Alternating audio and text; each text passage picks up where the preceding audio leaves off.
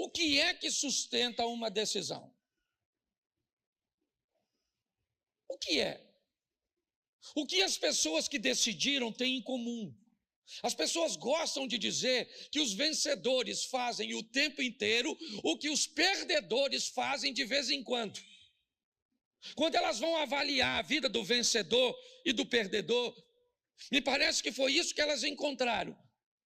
O vencedor, ele faz o tempo inteiro o que o perdedor faz lá uma vez ou outra. Faz quando tem vontade, faz quando quer, faz quando bem lhe parece. Mas aí, olhando para Jesus, eu descobri que o que sustentou, hoje eu só quero pegar isso, a decisão de Jesus, o poder de decisão dele, foi o seu conhecimento em torno do que ele faria. Ele estava preparado para tudo. Eu vou salvar a humanidade. Não. Eu sei o que eu vou enfrentar para salvar a humanidade. Eu sei os obstáculos, os problemas.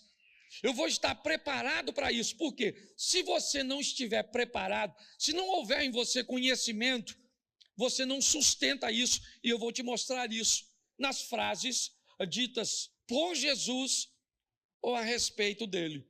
Preste atenção, o assunto aqui agora é só salvação, tá certo? Vamos ver se Jesus tinha conhecimento do que era sua missão. Coloca Mateus 20, 28. Essa é uma frase bem legal. Mateus 20, 28. Tal como o Filho do Homem, que não veio para ser servido, mas para servir e dar sua vida em resgate de muito.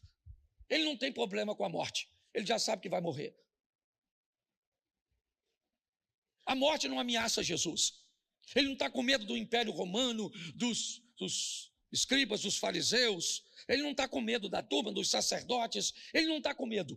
Segundo essa frase, ele diz: o Filho do Homem que sou eu, certo? Eu não vim nesse mundo para ser servido. Eu vim nesse mundo para servir e dar a minha vida em resgate de muitos. Não tem como dar errado. Agora a pessoa vai, eu já vou falar disso, ela vai casar, mas não sabe sequer o que é casamento, não sabe o preço a ser pago.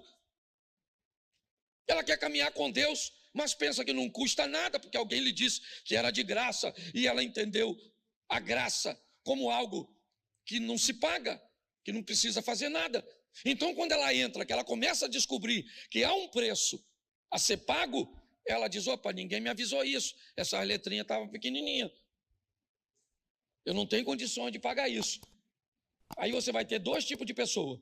Ou ela vai embora porque descobriu que não consegue pagar, ou ela permanece dentro, sem vida nenhuma com Deus, porque tem vergonha de sair. Então, quando nós olhamos, Jesus sabia disso. João 16, 7. Põe aí. João capítulo 16, versos 7.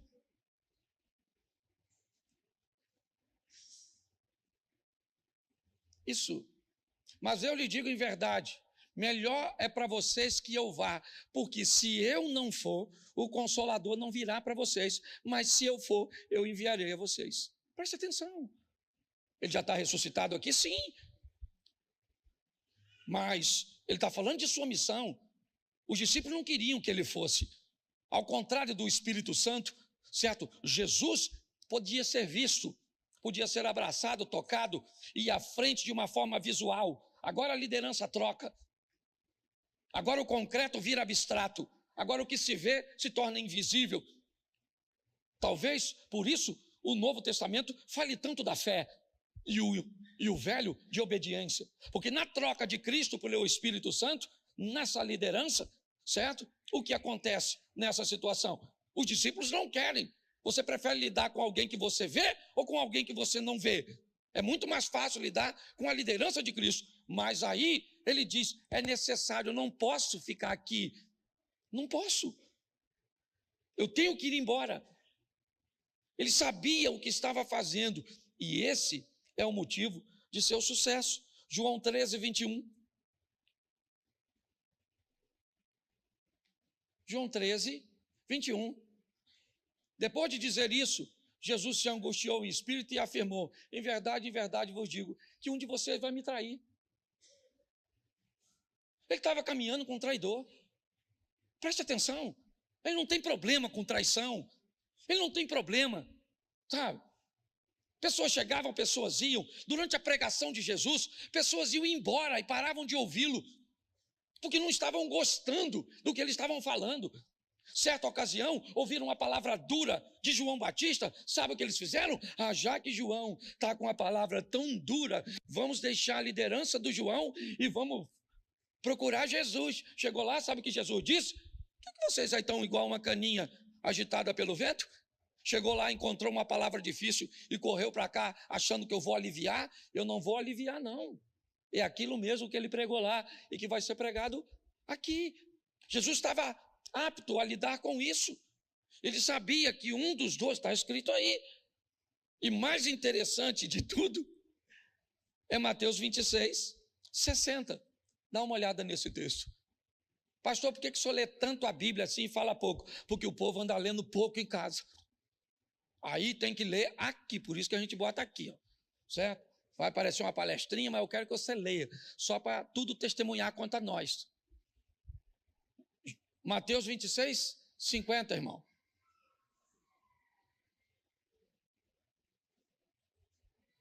Isso. Jesus, porém, lhe disse o quê?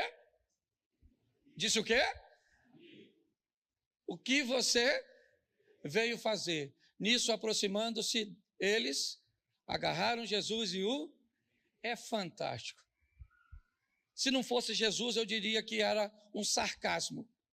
Quem é que está chegando com os caras para prender? Jesus. O Judinha. Lá vem o Judas. Sim ou não? Quando Jesus vê o Judas, o que ele diz? Amigo. Pô, chamar um traidor de amigo. O que Jesus está dizendo, na verdade, é o seguinte: não interessa quem ele seja e nem o que ele está fazendo. Se o que ele faz me aproxima de meu propósito, ele não é meu inimigo, ele é meu amigo.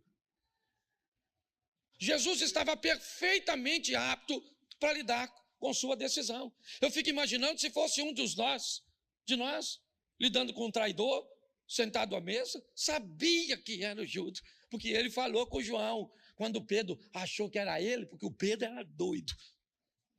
Então, quando Jesus falou, tem um aqui que vai me trair, o Pedro ficou com medo de perguntar a Jesus. E Jesus falou, é tu, Simão. Aí ele jogou a bomba para o João, falou, João, pergunta aí. Aí o João falou assim, quem vai? Aí Jesus falou assim, é aquele que põe a mão comigo põe a mão comigo o local que estava botando a mão, todo mundo colocava. Então ele, mesmo assim, ele não denunciou o Judas, porque ninguém soube. Ele estava altamente habilitado, certo? Por quê? Porque ele sabia o que estava fazendo. E agora vem a minha mensagem. Essa era só a introdução. Agora eu começo a pregar. Certo? Porque eu estou só fazendo pergunta. E você tem conhecimento? Eu vou te fazer 2 perguntas e vou fazer algumas aplicações. Você está decidido a fazer o quê? É a minha primeira pergunta. E a minha segunda é, você está decidido a parar de fazer o quê? Porque provavelmente tem coisa que nós estamos querendo fazer e tem coisa que nós estamos querendo parar de fazer, certo? Então, a minha pergunta é o seguinte, deixa eu fazer aqui. Você está decidido a orar? Não precisa levantar a mão não, só estou usando exemplo. Pastor, eu estou decidido a orar, mas não oro. Pastor, eu estou decidido a ler a Bíblia, mas não consigo ler não. Pastor, eu estou decidido a jejuar, mas não jejuo. Pastor, eu até decidi perdoar minha sogra, mas não consigo.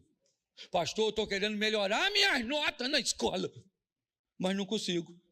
Pastor, eu estou querendo arrumar um pretendente, uma pretendente, e não consigo. Pastor, eu estou tentando reconquistar a confiança do meu cônjuge, da minha família. Eu não consigo. Pastor, eu estou querendo guardar dinheiro, mas não consigo. Pastor, eu estou tentando parar de mentir e não consigo. Pastor, eu estou tentando parar de trair, mas não consigo. Pastor, eu estou tentando parar de falar dos outros, mas não consigo. Pastor, eu estou tentando emagrecer e não consigo. Pastor, eu estou tentando parar de xaropar, não consigo. Pastor, eu estou igual a caipora, fumando tudo e não consigo. Pastor, eu estou tentando parar de gastar e não consigo. Bom, por que é que nós não temos força para levar adiante essas decisões? Provavelmente porque não sabemos muito a respeito daquilo que nós queremos fazer. Então eu peguei só 2 exemplos, certo? Para tentar te ajudar, porque esse é meu propósito, porque quando eu te ajudo, eu também me ajudo. Suponhamos que você diga hoje assim, eu sei que esse não é o caso de ninguém, é só hipoteticamente. Pastor, eu estou querendo parar de mentir. Eu e Pinóquio andamos juntos. E aí eu vou te perguntar, o que você sabe sobre a sua mentira? Vamos lá? Qual é o tipo de mentira a sua? Aí você vai me dizer assim, pastor, mentira, e leva para o inferno, sim ou não? Mas se você botar tudo no mesmo saco, você nunca vai conseguir parar de mentir. Então você tem que descobrir que tipo de mentiroso é tu. Entendeu? Tá certo? E não lembro de ninguém agora. Porque tem gente que vem para o culto e tem a coragem de dizer que Deus está falando com quem não veio. Já viu? Você fala uma palavra, a mulher fala, meu marido tinha que estar aqui para escutar isso. Tinha, Deus trouxe a pessoa errada, a senhora. Deus se enganou na hora de trazer a senhora. Então a mensagem é para quem veio, não é para quem não veio, não. Tá? A mensagem é para nós, certo? Nem que seja para nós instruirmos outros, mas a grande verdade é essa. Bom, então tem 2 tipos de mentira, ou de tipo de mentiroso aqui, que você vai lembrar de alguém agora. Não deveria, mas vai. Certo? Eu minto para encobrir meus erros ou minhas irresponsabilidades.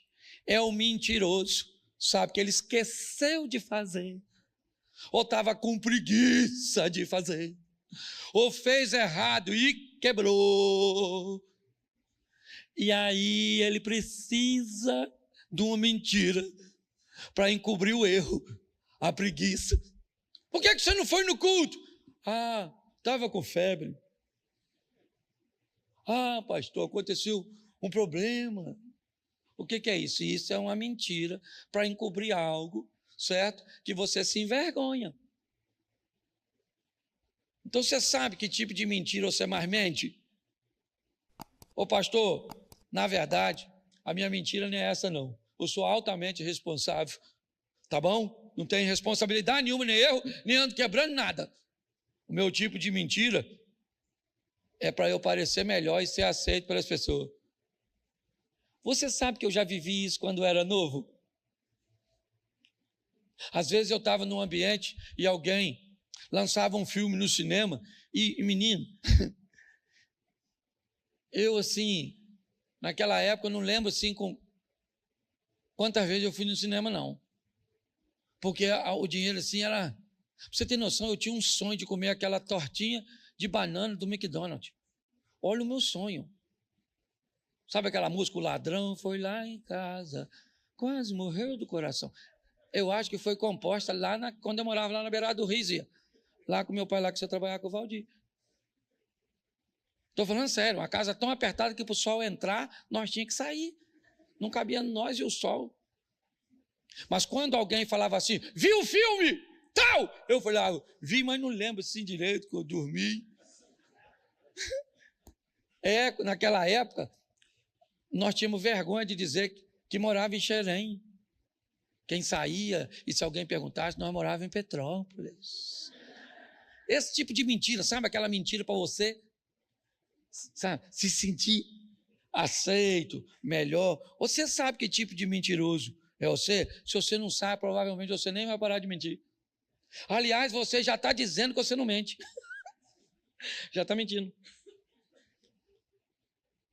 Então pare e pense. O que você quer parar de fazer? Descubra como montar uma estratégia para parar de fazer de verdade. Não momentaneamente, mas de uma vez por todas, trazer uma transformação expressiva e significativa para a sua vida.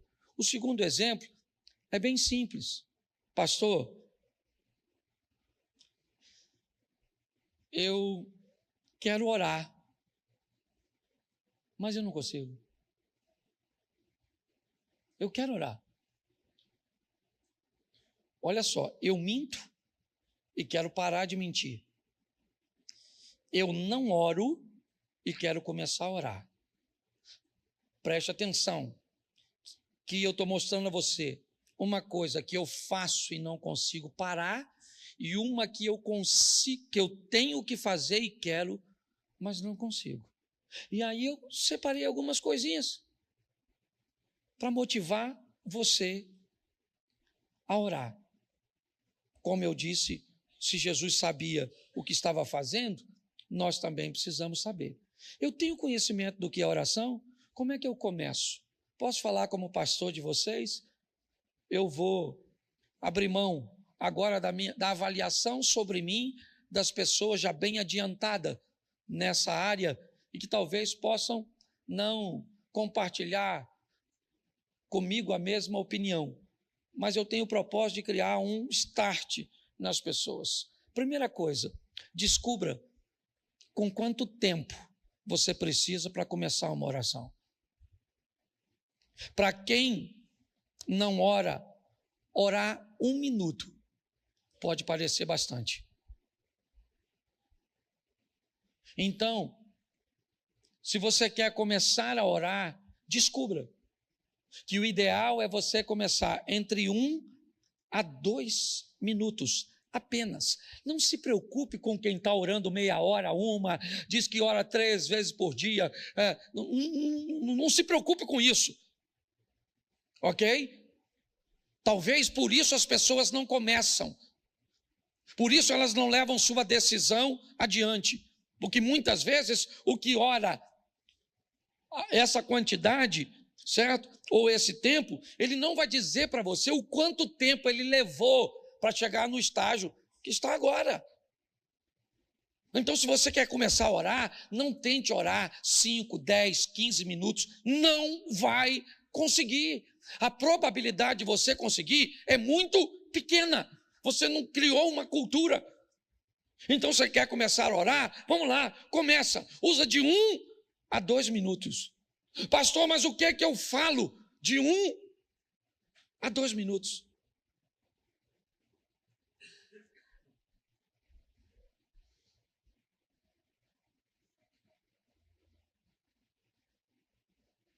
Começou no 17. Eu vou mostrar para vocês o que é 2 minutos. Imagine que eu estivesse orando. Ou você também. Tenta aí fazer uma oraçãozinha na sua mente. 2 minutinhos.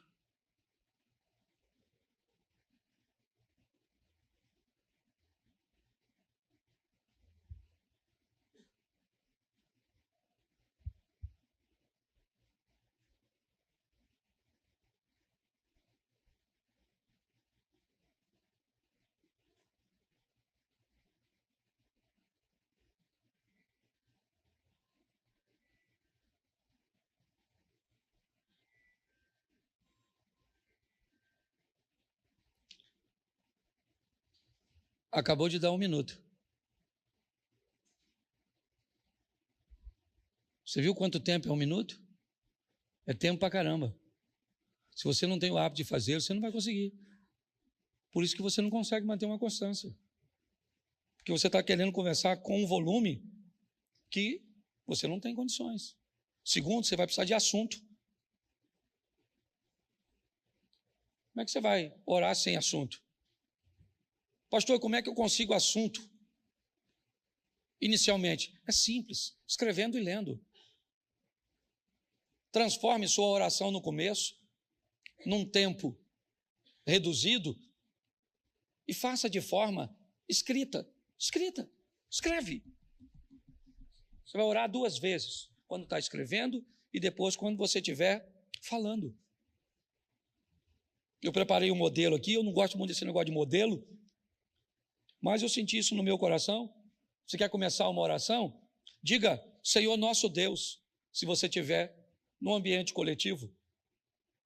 Ou então diga, meu Deus e meu Pai, se você estiver sozinho. Não é regra, eu só estou dando uma direção para ver se as pessoas conseguem fazê-lo. Quer prosseguir? Em nome de Jesus e por seu sangue, eu peço perdão pelos nossos pecados, se estiver em grupo, ou pelos meus, se eu estiver sozinho. Então deixa eu continuar e fazer. Senhor nosso Deus, em nome de Jesus e por seu sangue eu peço perdão pelos nossos pecados. Agora, vamos dividir. Eu quero te agradecer por me salvar, prover, me sustentar. Estabelece a sua lista de agradecimento. Senhor, eu quero te louvar por tua bondade, misericórdia e maravilhas, e o louve em oração, certo? Eu quero agora interceder por fulano, ciclano, beltrano, pela doença, pela libertação, por isso, por aquilo outro, e eu termino a minha lista de intercessão. Agora, Senhor, eu quero falar com o Senhor a meu respeito, e preciso disso, melhorar assim, fazer isso. Escreve isso nessa ordem e provavelmente você vai chegar perto dos 5 minutos na sua primeira oração. Mas se você não criar um ambiente para que você treine, provavelmente vai passar, né? E aqui eu dei só de oração e usei só um exemplo simples sobre a questão da mentira. Só saber que tipo de mentira é minha. Eu estou com problema de autoimagem, autoafirmação, então provavelmente eu sou o segundo mentiroso. Eu estou com problema de irresponsabilidade e medo de enfrentar meus erros, eu sou o primeiro mentiroso. Ou então eu posso estar sofrendo com as 2 mentiras, dependendo do que eu esteja vivendo. A grande pergunta é, não mudamos por quê? Se estamos num ambiente de mudança, de transformação. Se temos no nosso meio um Espírito que pode nos fortalecer, temos um Cristo que pode fazer coisas extraordinárias, temos. Talvez não tivéssemos um ensino que Deus tem nos despertado no ambiente de revisão, mas para que possamos sair daqui e colocar nossa vida num trilho, num ambiente onde eu consiga mudar 3, 4, 5% por mês. A caminhada cristã não é uma prova de velocidade, ela é uma prova de resistência. A grande questão é, há quanto tempo eu estou aqui e nada acontece? Ou sempre acontece na vida dos outros? Ou tem um grupo na igreja me enrolando para me manter aqui, tirar meu tempo, tirar meu dinheiro, certo? Ou tem uma postura inadequada minha nesse ambiente. Então eu quero que você saia daqui entendendo, né, o seu poder de decisão. Eu vou me decidir, isso vou, então tá bom. Eu vou, deixa eu pegar aqui, certo? Eu estou decidido a melhorar minhas notas. O que eu preciso fazer para melhorar minhas notas? Se eu usasse esse exemplo, como é que eu faria isso para melhorar minhas notas? Eu estudaria? Sim ou não? Sim ou não? Mas isso me garante tirar boas notas? Só estudar? Não. Eu conheço gente que estuda pra caramba, mas quando chega na hora de fazer a prova, seu sistema nervoso é atacado de uma tal forma que a pessoa, certo, não consegue desenvolver. Eu conheço pessoas que dizem, pastor, eu estudei, no dia da prova, sabe o que aconteceu? Não caiu nada do que eu estudei. Nós estávamos ontem jantando na casa de meu cunhado, falando sobre essas questões de renovação de carteira de habilitação. Eu, quando fui renovar a minha, eu fiz aquele simulado lá, sei lá, umas 30, 40 vezes. Mas sabe o que eu fiz? Eu falei, Senhor, olha, eu estudei aqui lá e fiz uns 30, eu fiz um montão de vezes. Mas eu fico meio nervoso. Então eu vou pedir um negócio, Senhor, faz cair as coisas que eu estudei. É essa ajuda que eu estou precisando. Entendeu? Eu estudei pra caramba, mas se cair as coisas que eu estudei, aí eu tiro. Caiu quase tudo. Caiu umas que eu acho que eu não orei direito, mas eu consegui passar tranquilo. Então, eu preciso entender o que eu vou fazer, certo? Você está precisando arrumar um pretendente. Como você faz para arrumar um pretendente, dona? Ô, rapazinho, você está a fim de arrumar uma novinha aí? E aí? Certo? Como é que faz? Essas coisas, sabe? Como é que eu faço para parar de beber, para parar de fumar, para parar de mentir, para parar mesmo, reduzir a basicamente zero, com o poder da minha decisão, sabendo o máximo possível em torno daquele assunto. Gente, eu estou falando de vida na terra, tá bom? Porque tem gente que vem para a igreja só para escutar coisa do céu. Não, estou falando de qualidade de vida terrena, de melhorar as pessoas como marido, como esposa, como filhos, como pai, como colaborador, como vizinho, sabe? Fazer com que pessoas vivam o que a Bíblia prometeu. Eu vim para que tenham vida e a tenham em abundância. É isso, certo? Então, se nós olharmos e criarmos essa estrutura que me mantenha decidido, por quê? Porque na primeira situação eu posso desistir. Na abertura do Casados para Sempre, eu encerro aqui. Uma das irmãs tomou a palavra e nos fez trazer à memória o sucesso da Torre de Babel. A Torre de Babel era um sucesso, estava dando tudo certo, eles se entendiam, a obra progredia, estava tudo certinho, sim ou não? Porque eles estavam a fazer o que Deus não tinha aprovado. E até uma decisão firme, certo? Quando ela se opõe, se ela for firme mesmo, pessoas podem até enxergar sucesso, onde o resultado final acaba sendo um fracasso. Não é porque está dando certo que Deus está no negócio.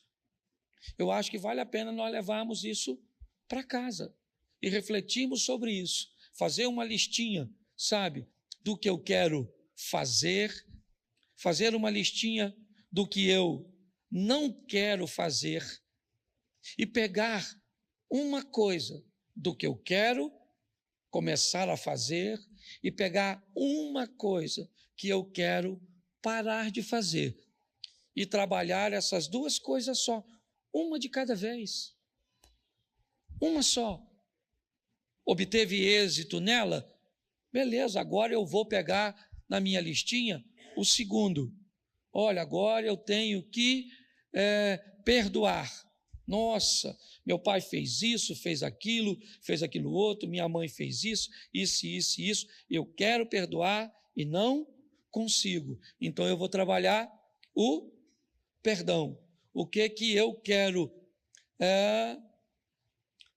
parar de fazer? Certo? Eu quero parar de falar mal dos outros. Então, agora, eu vou trabalhar essas duas coisas. O grande problema é que nós pecamos ou erramos no varejo e pedimos perdão no atacado.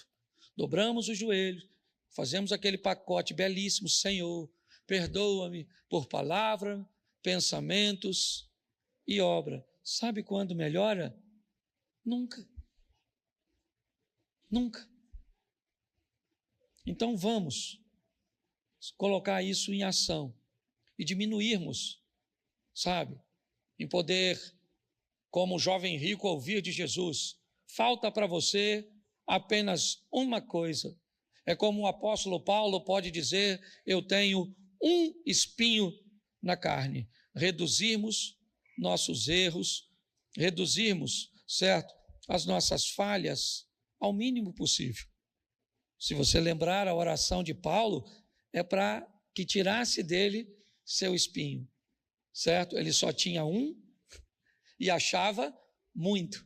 Ele mesmo disse: dos pecadores eu sou o maior, o primeiro, certo? Mas quando ele ora, o que ele ouviu? A minha graça te basta. Mas olha o nível que ele chegou. Eu queria que você ficasse de pé nessa hora e fosse para casa pensando nisso. Dá para você assistir a mensagem de novo, tá certo? E comece de uma forma que você consiga conduzir. Pastor, eu queria aceitar Jesus, eu quero conhecer vocês, eu quero voltar aos cultos, eu quero receber uma oração. Atrás daquele câmera tem uma sala. E lá você pode dizer que quer aceitar Jesus. Por que vocês não chamam? Lá uma vez ou outra nós chamamos aqui, mas normalmente nós queremos pessoas decididas. Não queremos criar um ambiente para que você venha aqui à frente e no próximo culto você nem volte mais, porque tem situações que parece que ou é emocional demais de quem está ouvindo, ou é, às vezes, agressivo demais quem está convidando. Então nós queremos que o Espírito Santo tenha a liberdade de agir, de mover. Não se envergonhe de passar lá.